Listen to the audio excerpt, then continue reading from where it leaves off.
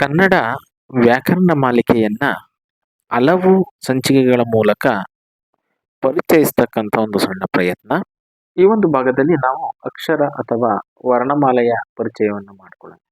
ಅಕ್ಷರ ಅಂತಕ್ಕಂಥ ಪದದ ಒಂದು ಅರ್ಥವನ್ನ ಗಮನಿಸೋದಾದ್ರೆ ನಾಕ್ಷರತಿ ಅಂತಕ್ಕಂಥ ಪದದಿಂದ ಅಕ್ಷರ ಅಂತಕ್ಕಂಥ ಬಂದಿರೋದನ್ನ ಕಾಣ್ಬೋದಾದ್ರೆ, ನಾಕ್ಷರತಿ ಅಂದ್ರೆ ಎಂದೆಂದಿಗೂ ಕೂಡ ನಶಿಸದೇ ಇರತಕ್ಕಂಥದ್ದು ಅನ್ನುವಂಥ ಅರ್ಥವನ್ನ ಕೊಡೋದನ್ನ ಕಾಣಬಹುದಾಗಿದೆ. ಇಲ್ಲಿ ವರ್ಣಮಾಲೆಯಲ್ಲಿ ಪ್ರಮುಖವಾಗಿ 49 ಅಕ್ಷರಗಳನ್ನು ಅಥವಾ ವರ್ಣಮಾಲೆಗಳನ್ನು ಕಾಣಬಹುದಾಗಿದೆ. ಅದರಲ್ಲಿ ಸ್ವರ, ವ್ಯಂಜನ, ಯೋಗವಾಹಕ ಅಂತ ಹೇಳಿ 3 ಭಾಗಗಳಾಗಿ ಈ ವರ್ಣಮಾಲೆಯನ್ನು ವಿಭಾಗಿಸಿರುವುದನ್ನು ಕಾಣಬಹುದಾಗಿದೆ. 13 ಸ್ವರಗಳು, 34 ವ್ಯಂಜನಗಳು, 2 ಯೋಗವಾಹಕಗಳನ್ನು ಕಾಣಬಹುದಾಗಿದೆ. ಹಾಗೆ 13 ಸ್ವರಗಳನ್ನು 2 ಭಾಗಗಳಾಗಿ ವರ್ಗೀಕರಿಸಲಾಗಿದೆ. ಹ್ರಸ್ವಸ್ವರ 6, ದೀರ್ಘಸ್ವರ 7.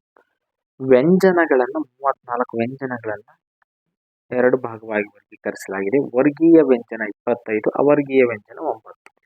ವರ್ಗೀಯ ವ್ಯಂಜನಗಳನ್ನ 3 ಭಾಗವಾಗಿ ವರ್ಗೀಕರಿಸಲಾಗಿದೆ. ಅಲ್ಪ ಪ್ರಾಣ 10, ಮಹಾಪ್ರಾಣ 10, ಅನುನಾಸಿಕ 5. ಅವರ್ಗೀಯ ವ್ಯಂಜನ 9 ಅಕ್ಷರಗಳಿರುವುದನ್ನು ಕಾಣಬಹುದಾಗಿದೆ. ಯೋಗವಾಹಕಗಳು 2, ಅನುಸ್ವಾರ ಮತ್ತು ವಿಸರ್ಗವು ತಲಾ ಒಂದೊಂದು ಇರ್ತಕ್ಕಂಥದ್ದನ್ನ ಗಮನಿಸಬಹುದಾಗಿದೆ. ಸ್ವರಗಳು, ಇದರ ಅರ್ಥವನ್ನು ನಾವು ತಿಳ್ಕೊಳೋದಾದ್ರೆ ಸ್ವತಂತ್ರವಾಗಿ ಉಚ್ಚಾರ ಮಾಡಲಾಗುವಂತ ಅಕ್ಷರಗಳನ್ನ ಸ್ವರಗಳೆಂದು ಕರೆಯುತ್ತಾರೆ. ಅಂದ್ರೆ ಯಾವುದೇ ಅಕ್ಷರದ ಸಹಾಯವಿಲ್ಲದೆ ಸ್ವತಂತ್ರವಾಗಿ ಉಚ್ಚರಿಸ್ತಕ್ಕಂಥ ಅಕ್ಷರಗಳನ್ನ ಸ್ವರ ಅಂತ. ಉದಾಹರಣೆಗೆ ಅ, ಆ, ಇ, ಈ, ಉ, ಊ, ಋ, ಎ, ಏ, ಐ, ಓ, ಓ, ಔ. ಈ 13 ಸ್ವರಗಳನ್ನು ನಾವು ಪ್ರಮುಖವಾಗಿ ಕಾಣಬಹುದಾಗಿದೆ. ಸ್ವರದ ಪ್ರಕಾರಗಳು, ಸ್ವರದಲ್ಲಿ 3 ವಿಧಗಳನ್ನು ಕಾಣಬಹುದಾಗಿದೆ. ಒಂದು ಹ್ರಸ್ವಸ್ವರ, ದೀರ್ಘಸ್ವರ, ಪ್ಲುತಸ್ವರ ಅಂತ. ಅದರಲ್ಲಿ ಮೊದಲನೇದಾಗಿ ಹ್ರಸ್ವಸ್ವರವನ್ನು ನಾವು ಗಮನಿಸಿದಾಗ ಅಂದ್ರೆ ಒಂದು ಮಾತ್ರೆಯ ಕಾಲದಲ್ಲಿ ಉಚ್ಚರಿಸುವಂತ ಸ್ವರಗಳಿಗೆ ಹ್ರಸ್ವಸ್ವರ ಅಂತ ಹೇಳಿ ಕರಿತೀವಿ. ಒಂದು ಮಾತ್ರ ಕಾಲದಲ್ಲಿ ಉಚ್ಚರಿಸುವಂತ ಅಕ್ಷರಗಳಿಗೆ ಹ್ರಸ್ವಸ್ವರ ಅಂತ ಹೇಳಿ ಕರ್ಕೊಳೋದನ್ನ ಕಾಣಬಹುದಾಗಿದೆ. ಹ್ರಸ್ವಸ್ವರಗಳು ಪ್ರಮುಖವಾಗಿ 6 ಹ್ರಸ್ವಸ್ವರಗಳನ್ನ ಕಾಣ್ತೀವಿ. ಅವುಗಳೆಂದ್ರೆ ಅ, ಇ, ಉ, ಋ, ಎ, ಓ. ಇವು 6 ಹ್ರಸ್ವಸ್ವರಗಳನ್ನ ನಾವು ಕಾಣಬಹುದಾಗಿದೆ. ಹ್ರಸ್ವಸ್ವರಗಳ ನಂತರ ನಮಗೆ ಸಿಗ್ತಕ್ಕಂಥ ಸ್ವರ ಅಂದ್ರೆ ಅದು ದೀರ್ಘಸ್ವರ.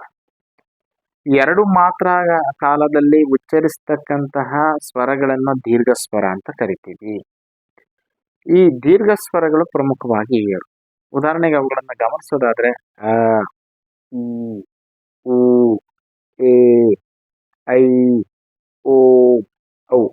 ಇವು 2 ಮಾತ್ರ ಕಾಲದಲ್ಲಿ ಉಚ್ಚರಿಸಲ್ಪಡುವಂತಹ ಅಕ್ಷರಗಳು. ಇವುಗಳನ್ನ ದೀರ್ಘ ಸ್ವರಗಳು ಅಂತೇಳಿ ನಾವು ಕರ್ಕೊಳೋದನ್ನ ಇಲ್ಲಿ ಗಮನಿಸಬಹುದಾಗಿದೆ. ಹಾಗೆ 3ನೇದಾಗಿ ಪ್ಲುತಸ್ವರ. ಈ ಪ್ಲುತಸ್ವರಗಳು 3 ಮಾತ್ರೆಗಳ ಕಾಲದಲ್ಲಿ ಅದಕ್ಕಿಂತಲೂ ಹೆಚ್ಚಿನ ಕಾಲದಲ್ಲಿ ಉಚ್ಚರಿಸ್ತಕ್ಕಂಥ ಸ್ವರಗಳನ್ನ ಪ್ಲುತಸ್ವರ ಅಂತ ಕರ್ಕೊಳ್ತೀವಿ. ಈಗ ನಾವು ಪ್ಲುತಸ್ವರವನ್ನ ಎಸ್ ಚಿಹ್ನೆಯೊಂದಿಗೆ ಗುರುತಿಸ್ತೀವಿ. ಉದಾಹರಣೆಗೆ ಇಲ್ಲಿ 2 ಉದಾಹರಣೆಗಳನ್ನು ನಾವು ಕಾಣಬಹುದಾಗಿದೆ. ಅಮ್ಮ, ದೇವರೇ. ಈ ರೀತಿಯಾಗಿ 2 ಮಾತ್ರ ಕಾಲಕ್ಕಿಂತಲೂ ದೀರ್ಘವಾಗಿ ಉಚ್ಚರಿಸುವಂತಹ ಸ್ವರಗಳನ್ನು ಪ್ಲುತಸ್ವರ ಅಂತೀವಿ. ಈ ರೀತಿಯಾಗಿ ಒಂದು ಸ್ವರಗಳ ಪರಿಚಯವನ್ನ ನಾವು ಮಾಡಿಕೊಡ್ಬಹುದಾಗಿದೆ. ಸ್ವರಗಳ ನಂತರ ನಮಗೆ ಅಕ್ಷರದಲ್ಲಿ ಲಭಿಸ್ತಕ್ಕಂಥವು ವ್ಯಂಜನಗಳು. ಈಗ ನಾವು ವ್ಯಂಜನಗಳ ಪರಿಚಯವನ್ನು ಮಾಡಿಕೊಳ್ಳೋಣ.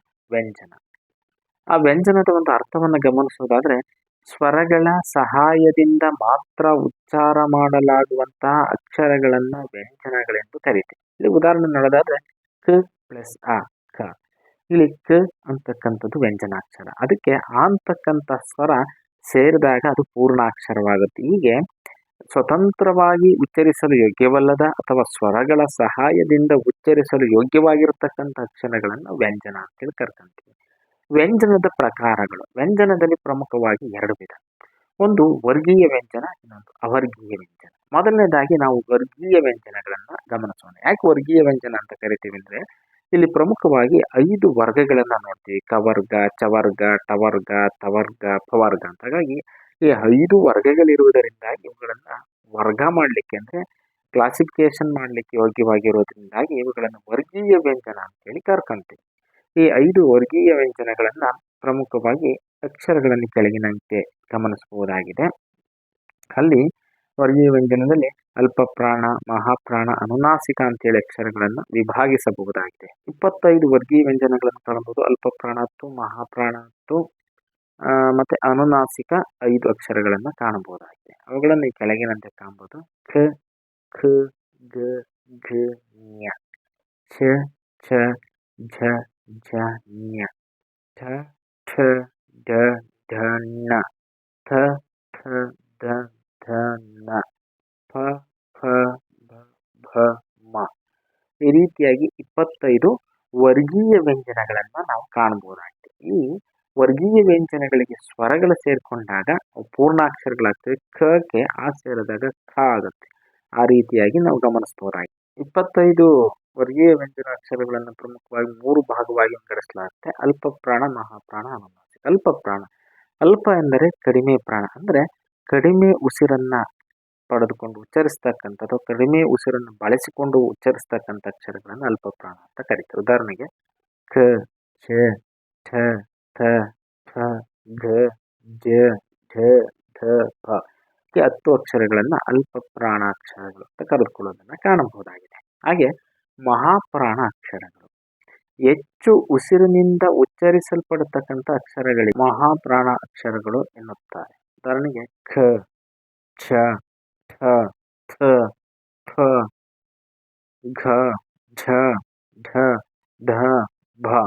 10 ಅಕ್ಷರಗಳನ್ನು ಮಹಾಪ್ರಾಣ ಅಕ್ಷರಗಳು ಅಂತೇಳಿ ಕರೆಯುವುದನ್ನು ಕಾಣಬಹುದು. ಅನುನಾಸಿಕ, ಅನು ಅಂದರೆ ಸಂಸ್ಕೃತದಲ್ಲಿ ಮೂಗು ಅಂತ. ಮೂಗಿನ ಸಹಾಯದಿಂದ ಉಚ್ಚರಿಸುವಂತ ಅಕ್ಷರಗಳನ್ನು ಅನುನಾಸಿಕ ಅಕ್ಷರಗಳು ಅಂತೇಳಿ ಕರೆದುಕೊಳ್ಳೋದನ್ನ ಗಮನಿಸಬಹುದಾಗಿದೆ. ಅನುನಾಸಿಕ ಅಕ್ಷರಗಳು ಪ್ರಮುಖವಾಗಿ 5. ಈ 5 ಅಕ್ಷರಗಳನ್ನ ಅನುನಾಸಿಕ ಅಕ್ಷರಗಳು ಅಂತೇಳಿ ನಾವು ತಿಳ್ಕೊಬಹುದು. ಇದಿಷ್ಟು ವರ್ಗೀಯ ವ್ಯಂಜನದ ಪರಿಚಯ. ಈಗ ಅವರ್ಗೀಯ ವ್ಯಂಜನಗಳು ಯಾವುದೇ ವರ್ಗಕ್ಕೂ ಸೇರದ ಪ್ರತ್ಯೇಕವಾಗಿರ್ತಕ್ಕಂಥ 9 ಅಕ್ಷರಗಳನ್ನ ಅವರ್ಗೀಯ ವ್ಯಂಜನಗಳು ಅಂತ ಕರೀತಾರೆ. ಉದಾಹರಣೆಗೆ ಎ, ರ, ಲ, ವ, ಶ, ಶ, ಸ, ಹ, ಳ. ಇವು 9 ಅಕ್ಷರಗಳನ್ನ ಅವರ್ಗೀಯ ವ್ಯಂಜನಗಳು ಅಂತೇಳಿ ಕರೆಯುವುದನ್ನು ಕಾಣಬಹುದು. ಯೋಗ ವಾಹಕಗಳು. ಯೋಗ ಎಂದರೆ ಕೂಡು, ವಾಹ ಎಂದರೆ ಹೋಗುವ ಎಂದರ್ಥ. ಯೋಗವಾಹ ಎಂದರೆ ಕೂಡಿ ಹೋಗುವ, ಕೂಡಿಕೊಂಡಿರುವ, ಅಂದರೆ ಬೇರೆ ಅಕ್ಷರಗಳ ಸಂಬಂಧ ಪಡೆದಾಗ ಮಾತ್ರ ಉಚ್ಚರಿಸುವಂತ ಅಕ್ಷರಕ್ಕೆ ಯೋಗವಾಹ ಎನ್ನುತ್ತಾರೆ. ಯೋಗವಾಹದ ಪ್ರಕಾರ 2 ಯೋಗವಾಹಗಳನ್ನು ನಾವು ಕಾಣಬಹುದಾಗಿದೆ. ಒಂದು ಅನುಸ್ವಾರ, 2 ವಿಸರ್ಗ. ಅನುಸ್ವಾರ ಸ್ವರದ ಸಂಬಂಧ ಪಡೆದು ಒಂದು ಸೊನ್ನೆಗೆ ಅನುಸ್ವಾರ ಎನ್ನುತ್ತಾರೆ. ಸ್ವರದ ಸಂಬಂಧ ಪಡೆದ ಒಂದು ಸೊನ್ನೆಗೆ ಅನುಸ್ವಾರ ಅಂತೇಳಿ ಕರ್ಕೊಡ್ತೀವಿ. ಈಗ ಆ ಮುಂದೆ ಸೊನ್ನೆ ಬಂದಾಗ ಹಮ್ಮಾಗುತ್ತೆ. ಹಾಗೆ ವಿಸರ್ಗ ಎಂದ್ರೆ ಸ್ವರದ ಸಂಬಂಧ ನಡುವೆ ಒಂದರ ಮೇಲೊಂದಿರುವ 2 ಸೊನ್ನೆಗಳು ಬಂದರೆ ಅದನ್ನು ವಿಸರ್ಗ ಆಗ್ತೀವಿ. ಅಂತಃಪುರ ಅನ್ನುವತ್ತ ನಾವು ವಿಸರ್ಗವನ್ನ ಉದಾಹರಣೆಯಾಗಿ ಕಾಣಬಹುದಾಗಿದೆ. ನೆನಪಿನಲ್ಲಿಡ್ತಕ್ಕಂಥ ಅಂಶಗಳು. ಕನ್ನಡ ವರ್ಣಮಾಲೆಯಲ್ಲಿರುವ ಒಟ್ಟು ಮೂಲ ಅಕ್ಷರಗಳು 49, ಒಟ್ಟು ಸ್ವರಗಳು 13, ಒಟ್ಟು ಹ್ರಸ್ವಸ್ವರ 6, ಒಟ್ಟು ದೀರ್ಘಸ್ವರ 7, ಒಟ್ಟು ವ್ಯಂಜನಾಕ್ಷರಗಳು 34, ಒಟ್ಟು ವರ್ಗೀಯ ವ್ಯಂಜನಾಕ್ಷರಗಳು 25, ಒಟ್ಟು ಅವರ್ಗೀಯ ವ್ಯಂಜನಾಕ್ಷರಗಳು 9, ಒಟ್ಟು ಅಲ್ಪ ಪ್ರಾಣ ವ್ಯಂಜನಾಕ್ಷರಗಳು 10, ಒಟ್ಟು ಮಹಾಪ್ರಾಣ ವ್ಯಂಜನಾಕ್ಷರಗಳು 10, ಒಟ್ಟು ಅನುನಾಸಿಕ ಅಕ್ಷರಗಳು 5, ಒಟ್ಟು ಯೋಗವಾಹಕಗಳು 2, ಅನುಸ್ವಾರ 1, ವಿಸರ್ಗ 1. ಈ ರೀತಿಯಾಗಿ ಕನ್ನಡ ವರ್ಣಮಾಲೆಯ ಪರಿಚಯವನ್ನ ನಾವು ತಿಳಿದುಕೊಳ್ಳಬಹುದಾಗಿದೆ. ಇದುವರೆಗೂ ವಿಡಿಯೋವನ್ನು ಆಲಿಸಿದಂತಹ ತಮ್ಮೆಲ್ಲರಿಗೂ ಕೂಡ ಧನ್ಯವಾದಗಳನ್ನು ತಿಳಿಸ್ತಾ ಇದ್ದೀನಿ.